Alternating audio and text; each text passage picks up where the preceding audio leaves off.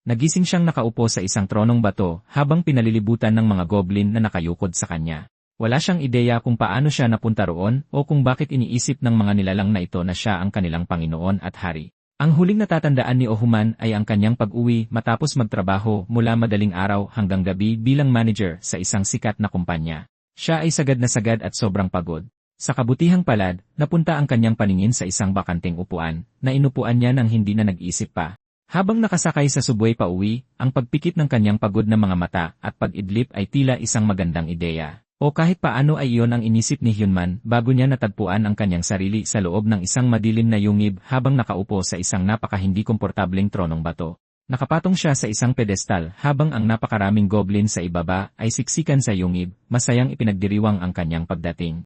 Nagwawala sila sa labis na kaligayahan, lumuluha sa kagalakan na parang isang mayamang tagapagligtas ang biglang lumitaw para burahin ang lahat ng kanilang problema sa pera. Para sa ating bida, abala siya sa pagkusot ng kanyang mga mata, sinusubukang intindihin kung ano ba talaga ang nangyayari. Sigurado siyang hindi siya naghahalusinate, ibig sabihin ang isa pang posibilidad ay nakakatakot din. Sana nga panaginip lang ang lahat ng ito. Ngunit sa kaibuturan ng kanyang puso, tila lubos niyang nauunawaan ang bigat ng sitwasyon.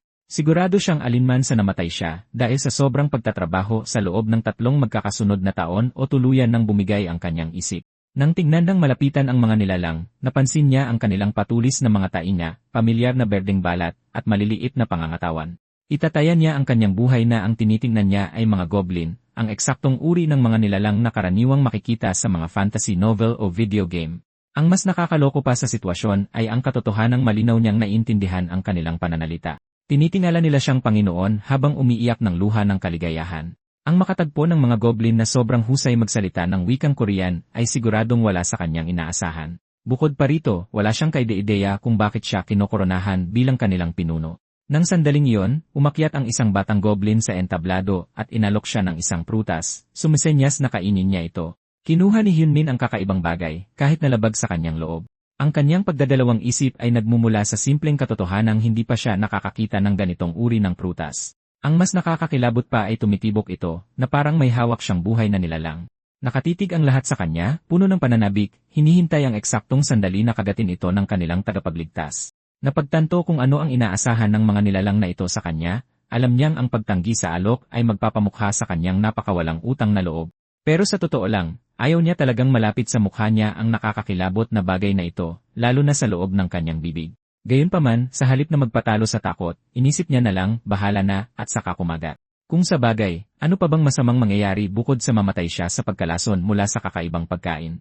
Gayunpaman, salungat sa kanyang inaasahang masama, nanlaki ang kanyang mga mata sa sandaling malunasan ng kanyang dila ang kakaibang pagkain. Habang sarap na sarap siya sa pagkain ng pinakamasarap na prutas na natikman niya, ang mga goblin ay sabay-sabay ding nababaliw sa kaligayahan. Labis lang silang natutuwa na nagustuhan ng kanilang Panginoon ang pagkain. Biglang tumagos ang matinding sakit sa kanyang bungo na nagpabagsak sa kanya sa sahig. Nakaramdam siya ng matinding pagkahilo. Ngunit bago niyo isipin na nalason siya, lumalabas na nagising lang niya ang kanyang sariling leveling system. Ayon sa holographic window na lumulutang sa harapan niya, siya ngayon ang Panginoon ng Red Rock Valley, isang teritoryo na may maliit na populasyon na 47 goblin. Ngunit ang pinakamahalagang detalye ay mayroon na lamang 4 na araw at 3 oras si Hyunman bago mangyari ang isang digmaan sa teritoryo. Natural, wala siyang kaide-ideya kung ano ang ibig sabihin ng digmaan sa teritoryo. Naunawaan ng sistem ang kanyang kalituhan at agad na sinagot ang kanyang pagkamausisa. Sa madaling salita, kailangan niyang protektahan ang mga likas na yaman at ang mga nasasakupang naninirahan sa loob ng kanyang teritoryo. Sa isang maikling sandali, nagulat si Hyunmin na paatras nang marinig niya ang boses ng system na umaalingaw ng direkta sa kanyang isipan sa unang pagkakataon. Kalaunan ay napagtanto niya na ang isang feature na tinatawag na wiki sa kanyang mga stats ang sumasagot sa kanyang mga tanong. Muling nagsalita ang wiki, sabik na ibahagi ang pinagmulan at kasaysayan ng mga digmaang pangteritoryong ito. Pero walang pakialam si Hyunman sa mga walang kwentang kasaysayang iyon. Sa ngayon, ang gusto lang niyang malaman ay kung nasaan siya, at kung paano siya napunta rito mula sa subway. Ayon sa wiki, siya ngayon ay naipit sa mundo ng mga demonyo. Pagdating naman sa eksaktong lokasyon niya, tahasang tumanggi ang wiki na sumagot, idinadahilan na masyadong mababa ang level ng kanyang teritoryo para ma-access ang impormasyong iyon. Siyempre pa, ang nakakatakot na pagbanggit sa mundo ng mga demonyo ay nagdulot sa kanya ng matinding kaba. Gustong-gusto na sana niyang malaman ang iba pa tungkol sa kanyang sitwasyon, ngunit hindi interesadong magpaliwanag ng anupaman ang wiki hanggat hindi tumataas ang level ng kanyang teritoryo. Matapos makipagbuno ng husto sa matigas na ulong system na ito na ayaw magpaliwanag, isang miserable at kaawa-awang tao ang muling napabagsak sa kanyang hindi komportableng trono. Nagsimula niyang kurutin ang kanyang sarili, pilit na umaasa na ang lahat ng ito ay isang masamang panaginip lang na gigisingan niya anumang oras ngayon. Ngunit sa kaibuturan, alam ni Hanman na niloloko na lang niya ang kanyang sarili sa mga oras na ito. Wala siyang magagawa kundi harapin ang katotohanan. Nang pagsamahin niya ang mga nangyari, napagtanto niya na gusto ng system na lumaban siya sa isang digmaan, isang hinala na positibong kinumpirma ng wiki. At ang mga nasasakupang dapat niyang protektahan ay ang mga nakakapangilabot na nilalang na nasa harapan niya. Nang muling tingnan ang mga nagkakatipon, sa wakas ay napansin niya kung gaano katinding gutom ang dinaranas ng mga bago niyang tauhan. Hinding-hindi siya mananalo sa isang labanan laban kaninuman kung ganito ang hukbong dala niya. Kalimutan na ang pakikipagdigma. Kayang-kayang lampasuhin ni Hyunman ang mga mahihinang ito ng mag-isa kung gugustuhin niya. Siguradong nakatadhana siyang matalo sa ganoong lagay, kaya direkta siyang nagtanong tungkol sa mangyayari kung matalo siya. Ibinagsak ng system ang nakakagulat na balita matapos siyang magtanong. Ang pagkatalo sa digmaan sa teritoryo ay nangangahulugang maaari ring mawala ang sarili niyang buhay sa proseso. Kung babagsak ang kanyang teritoryo, ang kanyang kapalaran ay ganap na mapapasakamay ng nanalong kalabang Panginoon. At sinasabi ng mga makasaysayang datos na 79.75% ng mga natatalo ay nauwi sa mabilis na pagpatay sa natalong Panginoon. Napilitan si Hyunman na harapin kung gaano kawalang pag-asa at kamiserable ang kanyang sitwasyon ngayon. Ang nakakatawa pa, halos kapareho ito ng mga kaputahang hinaharap niya noong nagtatrabaho pa siya sa korporasyon. Binigyan siya ng walang budget, walang matitinong tauhan, at literal na kakarampot na oras, ngunit paano man inaasahan pa rin siyang matugunan ang mga katawa-tawang kahilingan ng kanyang kumpanya. Pero sa huli, palagi niyang nagagawang lampasan ang imposible noong nasa Earth pa siya. Gamit ang katatagang iyon, nagdesisyon siyang harapin ang kanyang kasalukuyang sitwasyon taglay ang eksaktong parehong determinasyon. Tinanong niya ang system kung ang pagpapanalo ba sa mga digmaang ito at pagpapataas ng level ng kanyang teritoryo ay magpapahintulot sa kanyang makauwi. Nakakagulat man, sumagot ng positibo ang system. Iyon na ang hinihintay na marinig ng ating bida. Bigla, wala na siyang pakialam kung gaano man kaliit ang tsansa niyang manalo. Tumayo siya at agad na nag-isip ng mga plano, handang maghanda para sa napipintong laban na 4 na araw na lang ang layo. Nakapagdesisyon na siya. Aalis siya sa impyernong lugar na ito. 4 na araw na lang.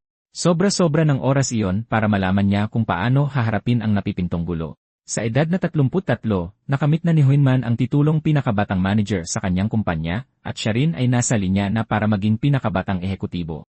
Ang lahat ng mga tagumpay na ito na hawak niya ay may dahilan kung bakit nandyan.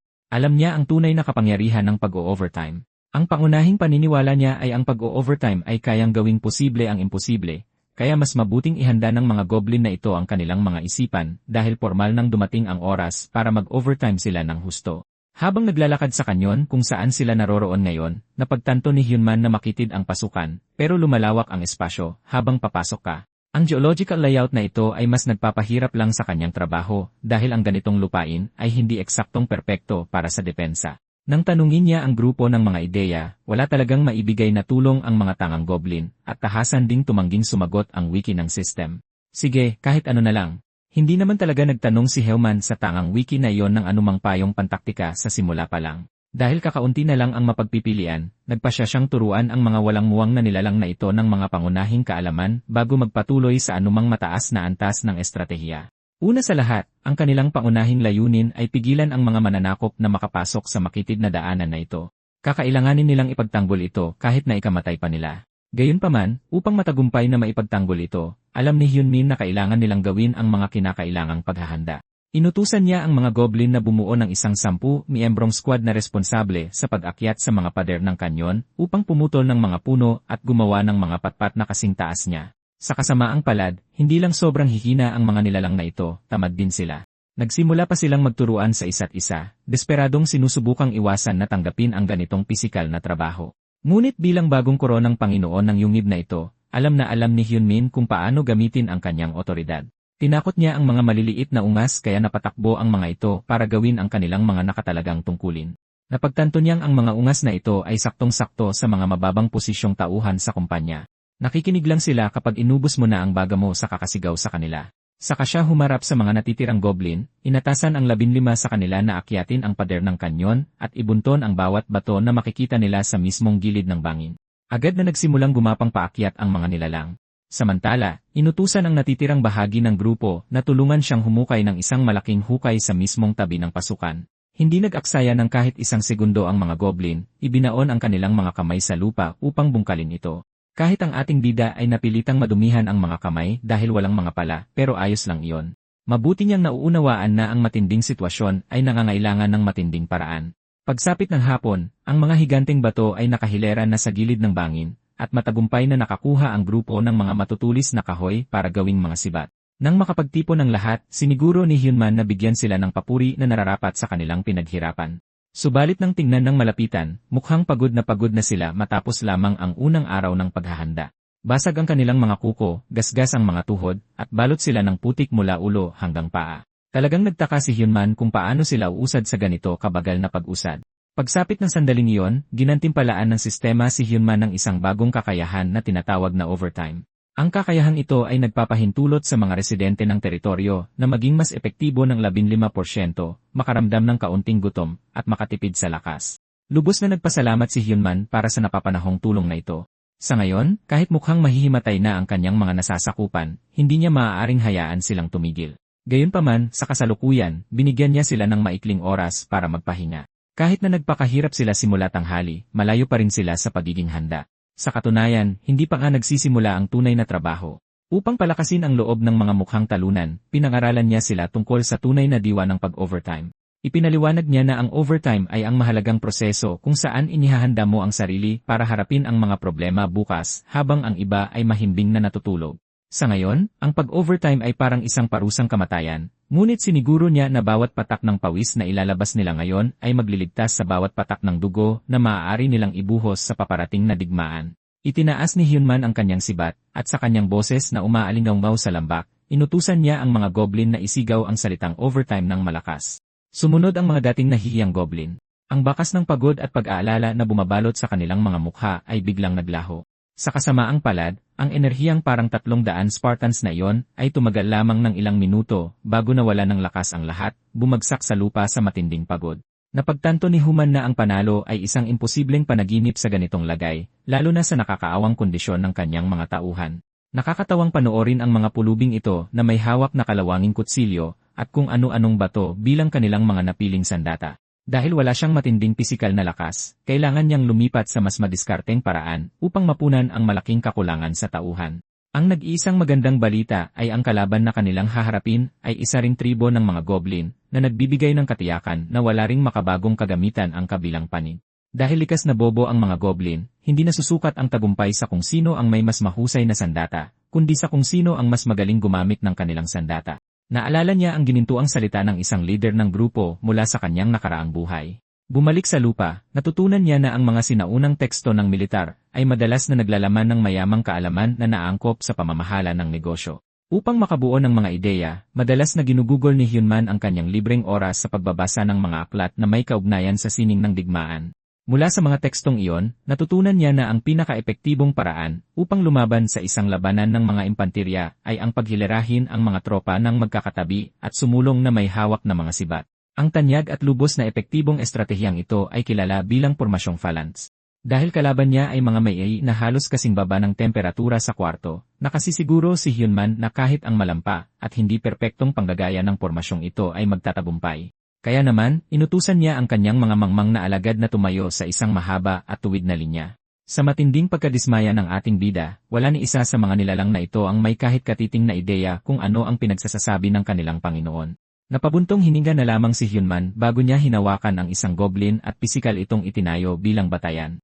Pagkatapos ay kinalagkad niya ang isa pang goblin sa tabi nito, at isa pa, at sumunod na ang iba pa. Pagtapos niya, ang hukbo ng mga walang modong goblin ay nakatayo na sa isang napakasibilisado at disiplinadong paraan. Ipinakita niya ng eksakto kung paano hawakan ang sibat na nakaturo sa unahan ang dulo at kung paano ito itatarak habang sila ay sumusulong. Sinubukan ng mga goblin na gayahin ng maigi ang kanilang Panginoon, ngunit isang malampang bobo ang nadapa sa sariling mga paa na tuluyang sumira sa pormasyon. Nagliwanag ang mga mata ng kaawa-awang nilalang dahil sa luha, takot na mabigo ang kanyang Panginoon ng ganito. Sa halip na magalit, nilapitan ni Hyunman ang nanginginig na goblin at mahinahong hinikayat itong subukan muli. Hinintay niyang makabalik ang grupo sa pormasyon at saka sila pinag-ulit sa ensayo. Matapos makakuha ng maraming taon ng karanasan sa korporasyon sa kanyang nakaraang buhay, nagkaroon ng napagtanto si Hyunman. Maliban kung ipinanganak kang isang henyo na binyayaan ng 7 bituin, ang tanging paraan upang mahigitan ang iba sa anumang gawain ay sa pamamagitan ng walang humpay na pagsasanay. Sa pag-uulit ng parehong galaw ng paulit-ulit, tiyak na makakabisado mo ito. Kaya naman, ginugol ni Hyunman ang buong gabi sa pagpapatakbo sa mga goblin sa napakahirap na pagsubok at pagkakamali. Napansin niyang nanginginig ang kanilang mga kamay at nakalaylay ang kanilang mga balikat. Pamilyar na pamilyar si Hyunman sa partikular na hitsurang ito. Ito ang mismong ekspresyon ng isang bagong empleyado na kinakaladkad ang sarili papunta sa banyo para umiyak matapos tanggihan ang kanyang pangatlong ulat. Ang tanging kaibahan na gagawin ni Hyunman dito ay hindi niya hahayaang tahakin ng mga goblin ang landas ng talunang empleyado na sumusuko. Pilit niya silang pag-ulit-ulitin hanggang sa sila ay magtagumpay.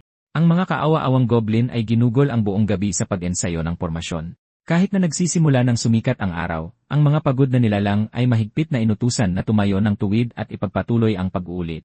Sa bawat pagkakamali nila, pinaparusahan sila sa pag-uulit ng parehong galaw ng 10 pang beses. Sa sandaling iyon, isang batang goblin ang naglakad palapit sa ating bida.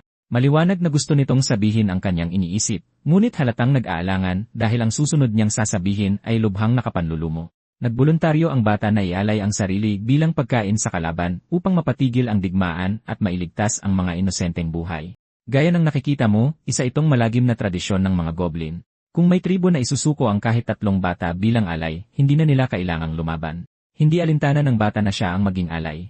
Natutuwa lamang siya sa kaisipan na ang kanyang Panginoon ay mabubuhay kahit nakapalit nito ay ang buhay ng mga bata. Natural lamang na labis na nagalit si Hyunman. Tumanggi siyang isipin man lang ang ideyang isakripisyo ang mga bata para lang pagtakpan ang kahinaan ng kanyang hukbo. Nagsalita siya sa buong tribo, malakas na tinatanong kung magiging masaya ba talaga silang ibigay ang sarili nilang mga anak bilang merienda sa tanghali. Ipinunto niya na kung patuloy nilang ulitin ang duwag na siklong ito, kalaunan ay walang matitira sa kanilang tribo. Kaya naman ang tanging pinakamagandang solusyon na mayroon sila ay lumaban hanggang kamatayan. Kalimutan niyo na ang pamimigay ng mga bata. Sumigaw si Hyunman na hindi siya mag-aalay ng kahit isang butil ng buhangin sa sinuman habang nasa ilalim ng kanyang pamamahala ang teritoryong ito. Ang tanging makukuha ng kanilang mga kalaban ay isang matindi at walang awang ganting pag-atake na napakalupit kaya't hindi na nila muling isiping makipag-away pa. Dala ng matinding emosyon sa kanyang talumpati, halos manginig sa adrenaline ang buong kawan. At tulad noon, tutungo tayo diretsyo sa sandaling opisyal na nagsimula ang digmaan ng teritoryo. Sa ilalim ng malilim at pulang kalangitan, dumating ang kalabang Black Hill Goblins.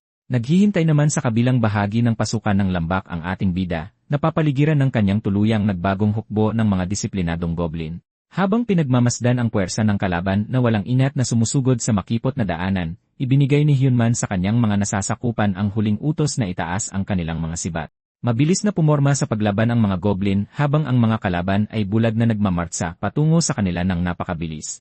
Dahil maingat na pinaghandaan ni Hyunman ang pinakamalalang posibleng mangyari, pinagmasdan niya ang papalapit na kawan at mumiti ng may napakakilabot at matatag na kumpiyansa, kaya't halos maaawa ka na sa mga walang utak na mangmang na kanyang makakalaban.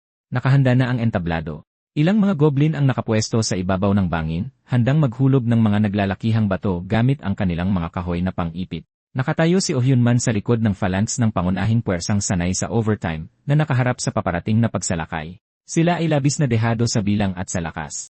Sa lahat ng sukatan, ang mga Black Hill Goblin ay mas malakas at mas marami. Napaatras ang ilan sa mga sundalo ni Hyunman na sindak sa paparating na pag-atake. Sinigawan niya sila na manatiling nakatutok at manindigan hanggang sa mahulog ang mga walang hiyang iyon sa hukay na pinaghirapan nilang hukayin. Huminto ang bilis ng puwersa ng Black Hill nang mapansin ng pangkat sa unahan ang patibong na naghihintay sa kanila.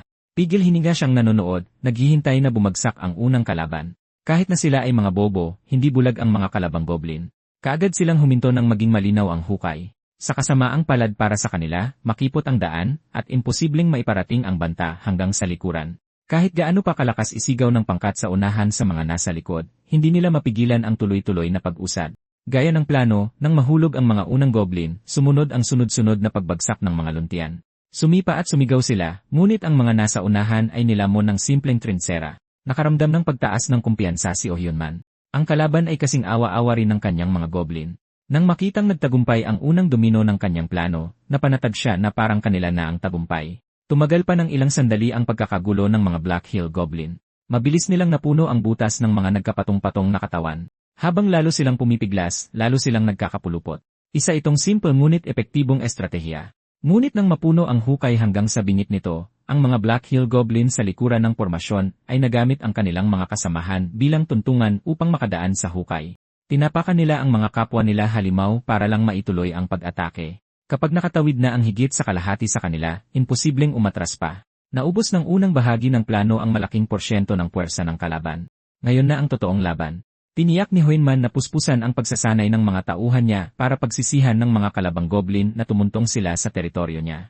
Oras na para ipakita ang bunga ng pagsasanay nila. Pinaandar na ang ikalawang pangkat ng mga patibong. Umulan ng mga batong kasing laki ng goblin sa mga walang kaalam-alam na biktima. Sa itaas ng bangin, napakaayos ng galaw nila. Hinati ng pares-peres ang mga goblin, isa ang maghuhulog at isa ang magkakarga ng bato. Durog ang susunod na bugso ng mga kalaban dahil ginamit nilang sandata ang gravity. Lubos nilang sinamantala ang bentahe ng kapaligiran. Dahil siksikan ang mga Black Hill Goblin, halos 100% ng mga inihulog nilang bato ay tumatama. Napakabisa rin ng estratehiyang ito para patayin ang moral ng kalaban. Nagtanim ito ng matinding takot sa puso ng mga nakakitang nadurog ng bato ang mga kasamahan nila. Patuloy na dumami ang mga namatay, pero hindi makapag-usap ng maayos ang mga gunggong mula sa Black Hill, kaya lalo pa silang nalagas. Hindi na pwedeng umatras, pero mas madali silang tatamaan kung susulong pa sila. Sa sobrang konti ng natira sa kanila, wala na silang sapat na puwersa para ipilit ang paglusob sa susunod na daan. Nakaligtas sa ulan ng mga bato sa hukay ang ilang nakapwesto sa likuran, pero wala na silang laban. Kaya pinukaw ni Ohuman ang pangunahing puwersa niya para itaas ang mga sibat nila gaya ng sinanay nila. Pagkakuha ng buwelo, sumulong sila patungo sa makipot na daanan at nagsimulang manaksak. Parang kusang tumakbo sa sarili nilang kamatayan ang mga hangal ng Black Hill. Naduwalang ilang nanghihinang sundalo. Hindi pa ba sila nakakapatay ng kapwa goblin dati? Dito napapasok si Human para gisingin sila sa gulat at ipaalala ang pagsasanay nila. Atras, saksak, ulitin. Basta tatandaan nila ang nakatanim sa mga pagod nilang kalamnan, tuloy-tuloy silang makakapatay. Hindi sila pwedeng magbigay ng kahit anong puwang sa kalaban. Dapat siksik ang pormasyon, dikit-dikit ang mga siko. Kumikilos si Human na parang isang tunay na general. Sa bawat kalabang napapatay nila, lalong lumakas ang kumpiyansa ng mga goblin niya. Sa bawat utos na sumulong, mas naging banayad ang mga galaw at saksak nila. Sa puntong ito, nanginig na sa takot ang mga Black Hill Goblin. Ngayon lang sila nakaharap ng ganitong kaorganisadong hukbo. Sinubukan pang umatras ng iba sa kanila, pero agad silang nadagdag sa dumadaming bangkay sa hukay ng mga goblin. Ni minsan ay hindi nagtaas ng sibat si Ohonman, pero ginawa niyang kuta ng mababangis na aso ang isang kawawang tribo. Tuloy-tuloy ang ulan ng bato sa itaas, habang pilit na sumusulong ang pader ng mga sibat sa unahan. Kuhang-kuha na nila ang bentahe sa laban. Hinimok niya ang mga tauhan niyang idilat ang kanilang mga mata at tingnan kung paano nabaligtad ng pinaghirapan nila ang isang dehadong laban. Sa sobrang laki ng lamang nila, kinailangan ng makialam ng boss ng tribong Black Hill. Isang mapulang goblin na mas matangkad at mas malaman kaysa sa kahit sinong goblin na nakita niya ang naglakad papunta sa unahan. Bawat hakbang niya'y nagdulot ng pagyanig sa buong bangin. Huminga muna siya ng malalim at nakakapangilabot bago pakawalan ang isang nakakabinging atungal na humigop sa hangin sa makipot na daan. Umikad ang malaking goblin at inipon ang lakas sa mga paa niya. Sa isang ikas, nilundag niya ang hukay na puno ng mga kapatid niya. Bumagsak siya sa mismong harapan ng pormasyong phalanx, na bumulaga sa mga tauhan ni Hyunman. Nadismaya ang Panginoon ng Black Hill, ang Hobgoblin, nang makita kung gaano kaordinaryo ang bagong Panginoon ng Red Rock Valley. Napanatili ni Hyunman ang kalmado niyang itsura, pero medyo kinakabahan na siya. Masyadong nakakatakot ang itsura ng Hobgoblin. Ginamit niya ang husay niya sa pagsasalita para pikunin ang sunog sa araw na demonyo at gumana naman ito. Hinamon siya ng Hobgoblin na itabi muna ang mga pipitsugin sa laban at hayaan ang mga Panginoon na ayusin ang hidwaan ng mano-mano. Mapang-asar na tiningnan ni Hyunman ang malaking tanga bago pa simpleng tumango sa mga tauhan niya sa itaas ng bangin. Pagkatapos, lalo pa niyang ginalit ang Hobgoblin, umaktong parang sikat. Nang tanungin kung natatakot ba siyang tanggapin ang hamon, patuloy na nagbigay hudyat si Hyunman sa mga tagahulog niya ng bato na gawin ang trabaho nila habang iwinawasiwas ang mga braso niya. Inakala ng Hobgoblin na ang mga kakaibang galaw niya ay nakakaawang pagpapakita ng takot. Ang panginginig bago ang laban ay senyales ng isang walang kwentang Panginoon. Sa wakas, napuno na rin ang bobong Hobgoblin sa mga pag-atake at panlalait. Bago pa siya makaatake, isang batong kasing laki ng ulo niya ang bumasag sa bungo at nagpayanig sa utak niya. Hindi iyon sapat para patumbahin siya. Tumingala siya at nag-utos na walang dapat makialam sa sagrado niyang duelo. Sa halip na tumigil, mas matinding ulan pa ng mga bato ang bumagsak sa kanya. Mga asintado ang mga lalaki roon sa itaas ng bangin. Ibininaon nila ng buhay ang gunggong sa isang iglap. Mabilis at malakas ang tama ng ilang bato na sapat para durugin ang katawan ng hobgoblin hanggang sa malagutan siya ng hininga. Walang pakialam si Hyunman sa karangalan. Ang panalo lang ang mahalaga. Bakit niya ilalagay sa alanganin ang sarili niya kung panalo na naman ang laban? Ngayong wala na ang hobgoblin, kinilala ng sistema ang panalo niya laban sa mga Black Hill Goblin. Itinaas ni Hyunman ang sibat niya at isinigaw ang panalo nila na lalong nagpalakas ng loob ng puwersa niya. Naranasan din sa wakas ng mga Red Rock Valley Goblin ang unang panalo nila pagkatapos matalo sa lahat ng digmaang sinabakan nila. May ilang Black Hill Goblin na nakaligtas sa pamamagitan ng paggapang palabas sa hukay. Napansin ng linya ng mga sibat ang mga nakaligtas at tumakbo para ubusin silang lahat. Bago pa nila tuluyang patayin ang mga natitira sa natalong panig, pinigil ni Hyunmin ang mga sibat nila. Nagtaka ang mga tauhan niya kung bakit pinigilan niya silang gawin ang nakasanayang ginagawa ng mga nananalo. Sa isip nila, kapag may iniwan silang kahit isang gunggong mula sa Black Hill, atakihin lang ulit sila sa hinaharap. Hindi pa kasama rito ang pahirap na naranasan nila ng paulit-ulit sa kamay ng malupit na tribong iyon. Pero iba ang pananaw ni Hyunman. Tinuruan niya ang mga tauhan niyang kapag pinatay ang natalong kalaban, nagiging bangkay lang ito. Buhayin mo at magiging yaman ito. At dito na sinimulan ang dakilang pagsasanib. Umupo si Hyunman sa trono niya na napapaligiran ng kanyang nasasakupan at mga naipon nilang yaman. Ayon sa sistema, umakyat sa ikalawang antas ang teritoryo niya, at nakuha niya ang 213 na bagong residente, kaya naging 260 na po ang kabuuan. Sa ngayon ay may kaunti silang imbak na pinatuyong karne, ilang prutas, at maraming piraso ng lumang balat. Nakuha rin niya ang bagong dense infantry trait, na bahagyang nagpapataas sa moral at depensa ng tropa niya kapag nasa formasyon. Dahil sa pag-level up, lumawak ang impormasyong nakukuha niya sa wiki, at nalaman niyang nasa ika-12 palapag siya ng mundo ng mga demonyo sa ilalim ng lupa. Higit sa 200 na mga goblin ang pakakanin pero napakakunti lang ng pagkain. Hindi maganda ang ipinapakita ng mga numero. Kung ganito ang mangyayari, sandali na lang ay mamamatay na ang lahat sa gutom. Pinakamaganda sanang magsimulang magsaka, pero ayon sa wiki, imposibleng magtanim ng normal sa ika-12 palapag. Kung ganoon, ano ang kwento sa likod ng mga bilog at kulay orange na prutas na ito? Tinanong niya ang mga bihag na goblin kung saan nila kinukuha ang mga prutas na ito, pero nanahimik lang sila. Kaya idiniin niyang malilibre sa listahan ng torture ang mga sasagot ng maayos. Wala pang isang segundo, nagsimula na silang kumanta na parang mga ibon. Inamin nilang may namumungang malaking puno sa gubat. Palihim nilang inaani sa gabi ang mga kakaibang prutas. Kaya namili si Hyunman ng 3 goblin mula sa sarili niyang hukbo. At hindi tulad noon, kusa na silang humakbang paharap. Inutusan niya silang suriin ng minsan ang sinasabing gubat bago magbukang liwayway. Nag-aalangang sumingit ang mga bihag na Black Hill Goblin na baka masamang ideya ang basta-basta na lang magpadala ng tao sa gubat. Ipinaliwanag nila na may nagbabantay sa puno. Wala pang nakakakita sa tagabantay ng mga puno.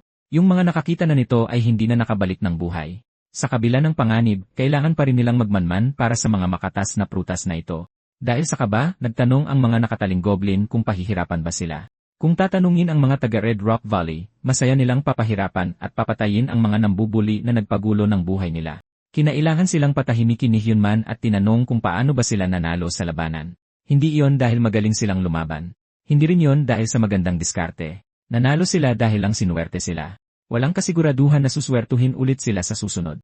Kaya bago ang susunod na labanan, kailangan nilang mas maghanda ng mabuti para sa kahit anong sitwasyon. Nananakot lang siya nang sabihin niyang papahirapan niya ang mga bagong tauhan niya. Imbes na mag-aksaya ng oras sa pananakit sa isa't isa, mas mabuting gamitin ang lakas ng lahat sa pagtatrabaho. Mabubuhay sila kung magsisikap sila. Nag-ingat ng husto ang 3 goblin na piniling magmatsyag sa gubat, gumapang sila at halos hindi gumawa ng ingay. May mga nakakainis na insekto sa loob ng masukal na gubat na nagpapahirap sa palihim nilang paggalaw. Gayunpaman, sumunod pa rin sila sa mahigpit na utos ng Panginoon na kahit anong makita nila, wala silang dapat hawakan. Trabaho lang nilang magtingin-tingin at bumalik agad. Matapos ang parang ilang oras na walang tigil na paggapang, nakita ng isang goblin sa itaas ang hinahanap nila. Maraming kumpol ng hinog na kulay kahel na prutas ang nakasabit ng mababa sa puno sa itaas nila. Kinalaban nila ang tukso na pitasin agad ang mga yon. Nang pagmasdan ng mabuti ang puno, nagbigay ng maliwanag na refleksyon ang liwanag ng buwan sa paligid ng mga prutas.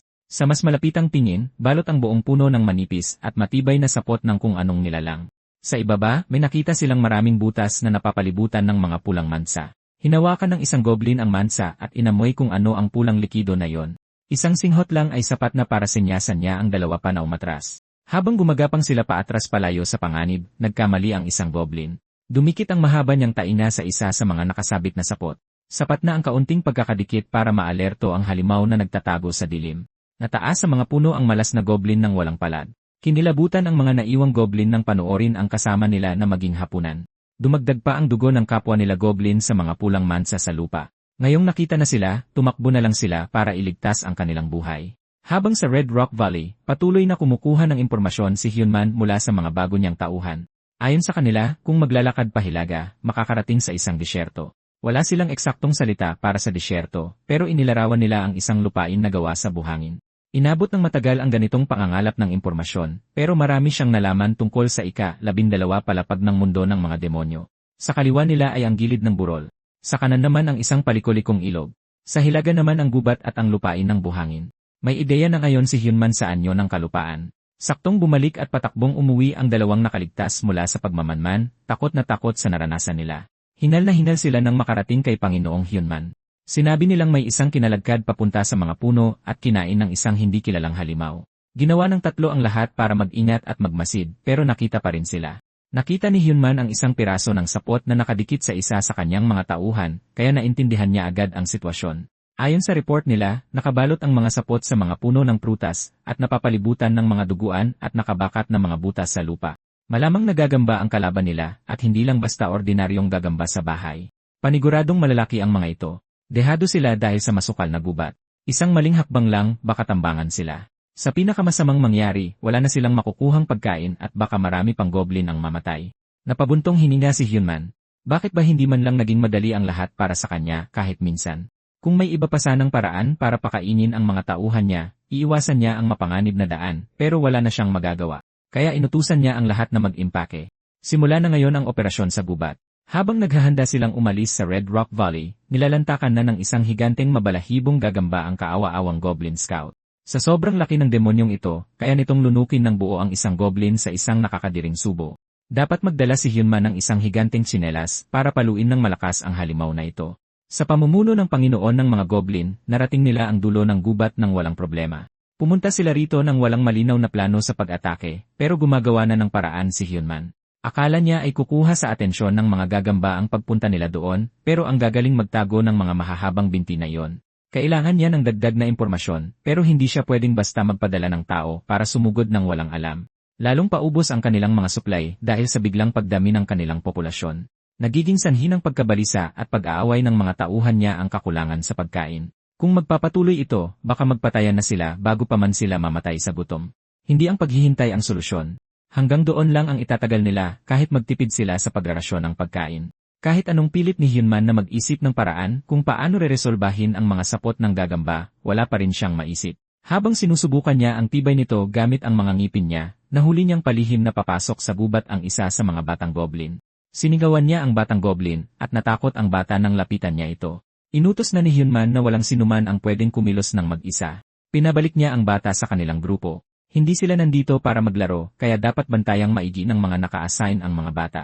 Sa kasamaang palad, nagkulimlim ang kalangitan, kaya lalong dumilim ang gabi. Kumidlat at kumulob ng malakas. Bumuhos ang malakas na ulan. Mabuti na lang at nakahanap sila ng kuweba sa malapit kung saan kasya ang lahat para sumilong. Hindi man lang naisip ni Hyunman na pwede palang umulan sa mundo ng mga demonyo. May kasama pang matinding kidlat at kulog ang bumubuhos na ulan. Sinubukan niya kung ano ang epekto ng ulan sa sapot, pero wala siyang nakuhang sagot doon. Bumasa lang ito ng sapot, wala nang iba. Sumama siya sa grupo sa loob ng kuweba at tiningnan kung maayos ang lahat. Kung maayos naman ang lahat, kailangan nilang maghintay sa loob ng kuweba hanggang sa tumigil ang ulan. Nag-usap-usap ang mga goblin at nagdesisyong sabihin sa Panginoon na hindi maayos ang lahat. Nagbilang sila at nakitang may nawawalang isang goblin. Sinigurado ni Hyunman ang bilang at nakumpirmang may isang nawawalang luntiang tarantado. Ayon sa mga bata, palihim na pumunta ng mag-isa sa gubat ang pilyong may pulang bandana habang walang nakatingin. Sumakit ang ulo ni Hyunman, kaya pinilit niyang pakalmahin ang sarili. Baka pwede siyang magpadala ng ilang goblin para hanapin ang pasaway na yon. Pero sa pag-isip ng mga goblin, siguradong masasalabid sila sa mga sapot at mamamatay lang doon. May maliliit na binti lang ang bansot na yon. Siguradong hindi pa siya nakakalayo. Kumuha si Hyunman ng isang matulis na sibat na kahoy at piniling siya na mismo ang maghanap sa maliit na pasaway. Sinigurado niya sa kanyang mga tauhan na babalik siya agad, kaya dapat silang magpahinga sa loob ng kuweba. Tuloy-tuloy pa rin ang buhos ng ulan, nababasa na ang sapatos, medyas, at damit niya. Ngayon lang niya napagtantong naglalakad pala siya sa gitna ng masukal na gubat kung saan may pwedeng lumundag sa kanya anumang oras. Magsisinungaling siya kung sasabihin niyang hindi siya natatakot. Gayunpaman, naniniwala siyang ang maluwag sa loob na pagharap sa panganib sa panahon ng krisis ay tanda ng isang tunay na pinuno. Sa pagsunod sa daan, nakita niya ang maliliit na bakas ng paa sa maputik na lupa. Sinundan niya ang mga bakas hanggang sa may kumidlat sa unahan na nagpatigil sa kanya. Pagkatapos ay nakarinig siya ng tili ng bata at nakita ang tila mga apoy kung saan tumama ang kidlat sa lupa. Nakahanda ang kanyang sibat sa pag-atake, nilapitan niya ang lugar na nailawan ng apoy. Mula sa umaapoy na lugar, nahanap din niya sa wakas ang umiiyak sa sakit na bulilit habang tumatakbo palapit sa kanya. Nasunog ang puwet ng bulilit dahil sa apoy na likha ng kidlat. Tinapon ni Hyunman ang sibat at sinalo ang maliit na goblin na tumalon papunta sa kanya. Hindi mapakali at patuloy na gumagalaw ang bulilit. Hindi mo rin masisisi ang kaawa-awang bata. Umaapoy ang puwetan niya. Para mapatigil ito sa pagwawala, nilublob ni Hyunman ang puwet ng bulilit sa kalapit na lusak. Sa wakas, tumigil ito sa pagwawala at pansamantalang hinimatay dahil sa gulat. Nang magkamalay siya, nakatanggap siya ng matinding sermon mula sa Panginoon dahil sa pag-alis ng mag-isa at pagsuway sa utos. Umiyak ang bulilit at idinahilan na gusto lang niyang ikuha ng prutas ang nakababata nitong kapatid. Gusto lang alagaan ng kaawa-awang batang ito ang kapatid niya na araw-araw umiiyak dahil sa gutom. Naiintindihan ni Hyunman kung saan nanggagaling ang bulilit, pero kailangan nitong maintindihan na padalos-dalos at mapanganib ang ginawa nito. Muntik na siyang mamatay sa sunog kanina lang. Pagdating sa apoy, napagtanto ni Hyunman na hindi pa siya nakakakita ng apoy mula nang mapunta siya sa mundo ng mga demonyo.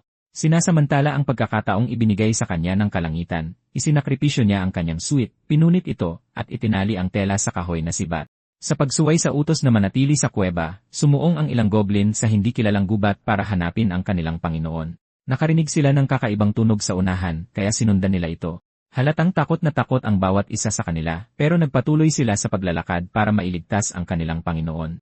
Sa gitna ng madilim at masukal na gubat, nakuha ang kanilang atensyon ng isang maliwanag at nagliliyab na ilaw.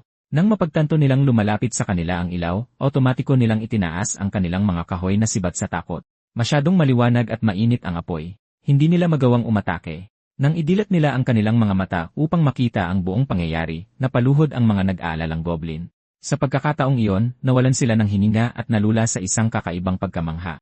Isang maningning na apoy na nagliliyab mag-isa sa dilim ang tanawing hindi pa nila nakita kailanman. Ang may hawak ng apoy na iyon, ang kanilang Panginoon at tagapagligtas, ay mukhang isang Diyos na bumaba sa mundo ng mga demonyo. Pinaabante lang ni Hyunman ng ilang antas ang kanilang teknolohiya sa pamamagitan ng pagkuha ng apoy na iyon. Nagtaka siya nang makita niya ang ilan sa kanyang mga goblin na biglang lumuhod sa harap niya habang pabalik sa kuweba. Gusto sana niya silang sermunan, pero naging pabor pa sa kanya ang pagpunta nila rito. Kumuha si Hyunman ng isang dakot na sapot mula sa kanyang bulsa, at ipinakita sa kanyang mga tauhan kung gaano kalakas ang apoy. Isang tilamsik, kaunting dikit lang. Iyon lang ang kailangan para mapulbos ang matibay na sapot. Mukhang nasaksihan lang ng mga goblin ang paggawa niya ng isang himala. Salamat sa bulilit na iyon, nagkaroon sila ng magandang sandata laban sa mga nakakainis na gagamba. Dahil sa mga naiambag niya, hindi na tama na tawagin siyang bulilit. Kaya napagpasyahan ni Hyunman na bigyan ng pangalan ang maliit na bata. Mula ngayon, tatawagin na siyang Kim Prometheus, Kim Pro para maikli. Napakalupit na pangalan. Bilang siyang nagdala ng apoy sa lipi ng mga goblin, perpekto ang pangalang iyon para sa kanya. Inabisuhan siya ng sistema na ang epekto ng pagbibigay ng pangalan ay naaktiba sa unang pagkakataon. Binalot ng liwanag ng mundo si Kim Prometheus, at formal na naitala ang kanyang pangalan. Sa hindi malamang dahilan, lumutang ng bahagya ang maliit na bata. Napukaw ang interes ni Hyunman, at tinanong niya si Kim Pro kung may kakaiba ba itong nararamdaman. Hindi alam ng ibang mga goblin kung ano ang nangyayari, pero paulit-ulit nilang isinigaw ang pangalan ni Kim Pro. Pero hindi pa ito ang oras para magdiwang. Inutusan ni Hyunman ang lahat na magtipon para mabigyan din sila ng maayos na pangalan. Pagkatapos niyan, sila naman ang bubulabog sa mga pangit na gagambang iyon. Hindi kailanman mapipigilan ng malakas na buhos ng ulan at dilim ng gabi ang isang lalaking may misyon na may hawak na sulo. Sa likuran ni Manager Oh Hyunman, sumunod ng malapitan ang buong batalyon ng mga goblin na may hawak na sibat. Ang pinakabatang miyembro ng hukbo, si Kim Prometheus, ay kumpleto sa kagamitan. Hindi nagtagal pagkatapos magtipon-tipon, narating nila ang pinamumugaran ng mga gagamba kung saan ginagamit nila ang mga puno ng prutas bilang lugar ng pangangaso. Bilang panimula, walang takot na sinunog ni Manager o ang mga nakabalot na biktima na nahuli sa matitibay na sapot. Nang lumabas ang laman ng mga nakabalot, muntik nang himatayin sa gulat si maliit na Kim Pro. Ang nakabalot sa isa sa mga sapot na iyon ay ang isang goblin na tagamanman na nahuli kanina.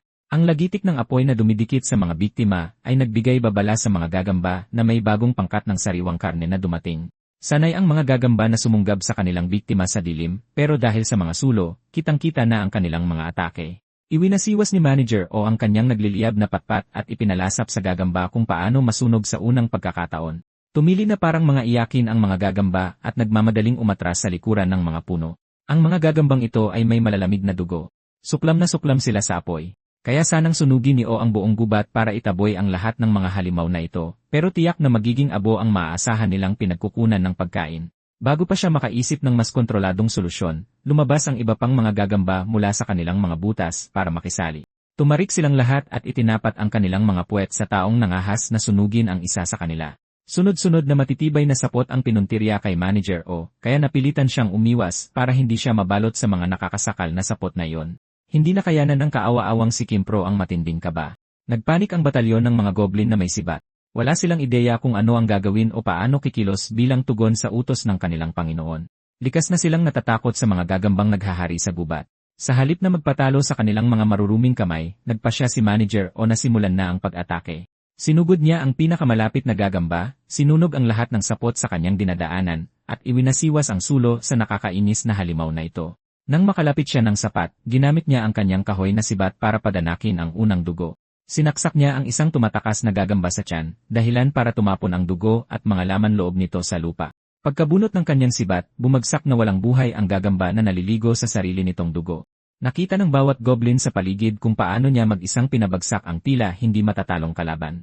Gamit ang inspirasyong iyon, pinukaw ni Manager O ang kanyang mga tauhan sa pamamagitan ng isang masiglang talumpati na hanggat mayroon silang apoy, wala silang dapat ikatakot. Sumulong kayo mga sundalo ko. Sumigaw kayo mga sundalo ko. Mga sundalo ko, lumaban kayo ng buong ngit-ngit. Sa lahat ng mga goblin, si Kimpro ang unang tumugon sa kanyang tawag. Kinuha ng maliit na goblin ang kanyang munting sibat at sulo at sumama sa Panginoon sa unahan. Mabilis na sumunod ang natitirang batalyon, buo ang tiwala nila kay Manager. Nang mawala ang sagabal ng takot sa kanilang isipan, nagsimula nilang pagpapatayin ang kawan-kawang mga gagamba. Bawat saksak ay nakakapatay. Bawat wasiwas ay sumusunog sa mga sapot.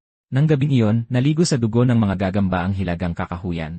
Ipinakita ni Kimpro sa lahat na sa kabila ng kanyang liit, palaban talaga siya. Umaapaw siya sa pagmamalaki at kumpiyansa sa sarili. Umasa siya na nanonood ang kanyang Panginoon kung paano niya nilalampaso ang mga gagambang mas malaki pa sa kanya. Pero paglingon niya, nakita niyang napalayo si Manager O at nasa panganib. Nagkamali siya.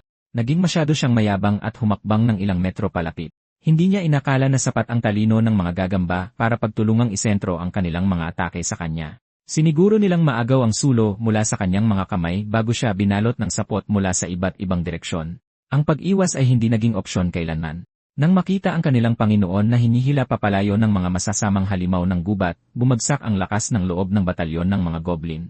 Natigilan sila habang ang kanilang boss ay ibinabalot sa isang sapot na hindi matatakasan. Sa halip na ang sarili ang intindihin, ang huling inisip ni Manager O ay kung ano ang mangyayari sa kanyang tribo at mga goblin. Kung wala siya, malamang nababalik ang mga ito sa kanilang kahabag-habag na pamumuhay kung saan ginagawang alay ang mga bata para mabuhay. Dala ng matinding emosyon, tumakbo si Kimpro palapit sa pakapal na sapot. Sinubukan siyang babalaan at pabalikin ng ibang mga goblin, ngunit hindi nakinig si Kimpro. Nakita ng ilang gagamba ang papalapit na munting goblin sa kanilang ginagawa at kumilos sila.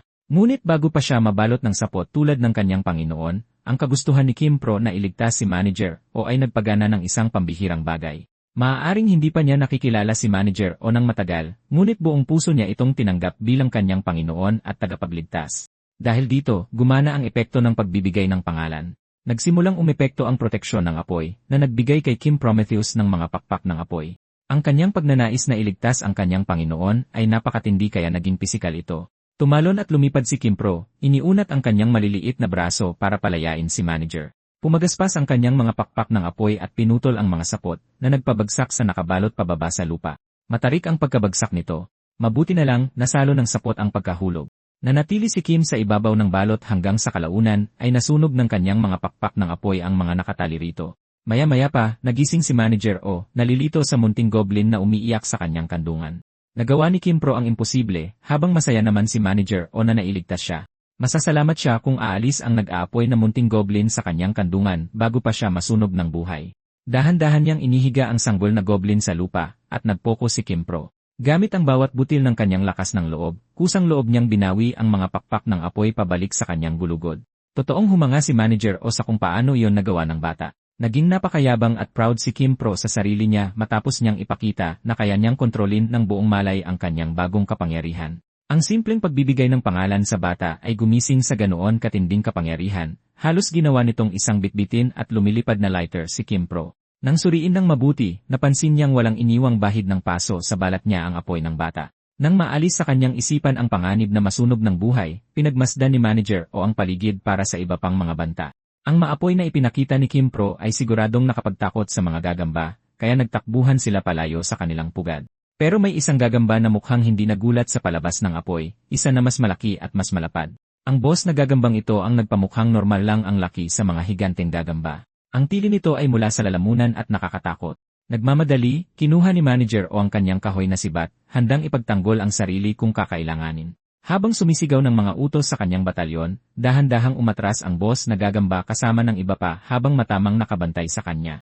Walang sinuman sa mga pinuno ng kani-kanilang mga tribo ang nagtangkang umiwas ng tingin. Nang tuluyan ng mawala sa paningin ang boss na gagamba at ang mga nasasakupan nito sa kalaliman ng kakahuyan, nakahinga na ng maluwag si manager. Isang buntong hininga ng ginhawa ang nakawala sa kanyang bibig. Inakala niyang kailangan niyang lumaban sa isang tagilid na labanan sa mga sandaling iyon. Nawala ang kanyang adrenaline at napaupo siya nang hina ang kanyang mga binti. Sinabi ni O na panalo sila at nagdiwang ang mga goblin na parang mga tanga. Sila'y nagsigawan para sa Panginoon at kay Kim Pro, mga bayaning tumalo sa tribo ng mga gagamba. Ang ilang goblin ay sobrang na-hype kaya naging breakdancer sila at mga Michael Jackson impersonators. Walang silbi ang mga duwag na to nang kailangan sila, kaya bumawi sila sa pamamagitan ng pagha-hype sa mga nagpakahirap para sa tabumpay. Mabuti na lang, nakabawi sila sa pamamagitan ng pagtatrabaho magdamag sa kanilang pinakaunang anihan. Naipaalam kay manager o na imposible ang pagsasaka sa kahit anong bahagi ng mundo ng mga demonyo.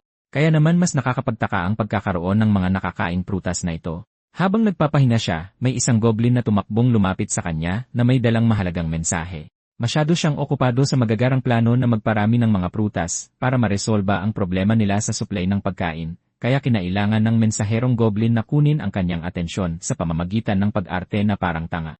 Humingi ng paumanhin si manager o dahil sa hindi niya pagpansin. Saglit lang siyang napalayo sa pag-isip. Pagkatapos makahina ng maluwag ng mensahero, ipinaalam na niya ang apurahang balita. Isang halimaw ang lumitaw sa gitna nila. Nabagabag sa mensaheng iyon, sinundan niya ang mensahero para alamin kung ano ang nangyayari. Lumalabas na sa loob ng isa sa mga sapot na balot, talagang may halimaw na nakulong. Mukha itong tutang lobo na siguradong nahulog sa bitag ng gagamba. Ayon sa mga goblin na naatasang magbuka sa mga sapot, ang tutang ito lang ang nakaligtas. Namatay na ang lahat ng iba pa sa loob. Pinuri ni O ang mensahero sa paggawa ng tama at sa agarang pag-uulat sa kanya. Mula ngayon, dapat siyang maging mapagmatsyag at mag-ulat tuwing may mangyayari.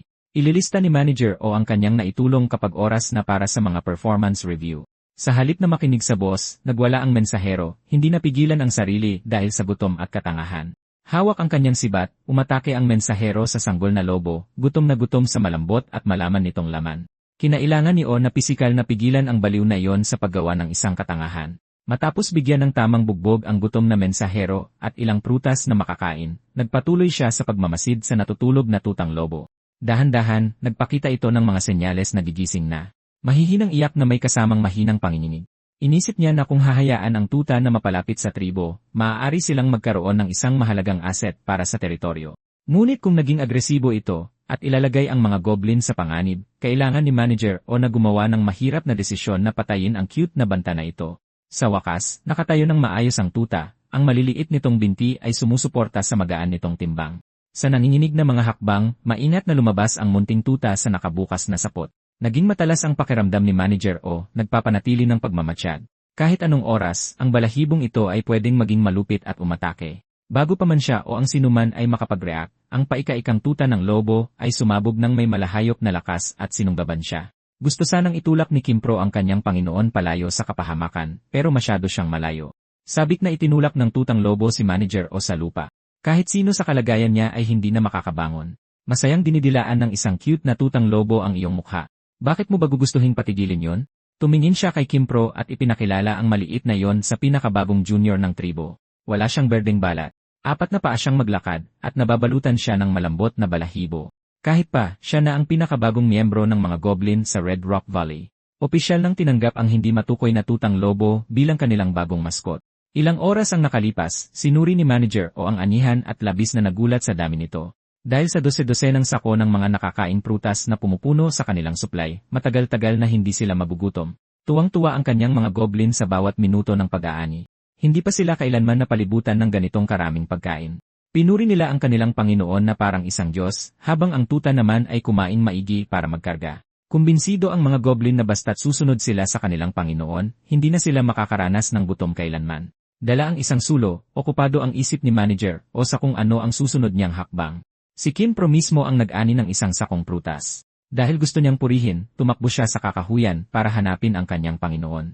Nang mahanap niya si Manager O, napatigil siya, nagulat, naguluhan, at natakot sa ginagawa ng kanilang tagapagligtas. Tumingin si O Hyunman sa munti na para bang normal lang ang lahat.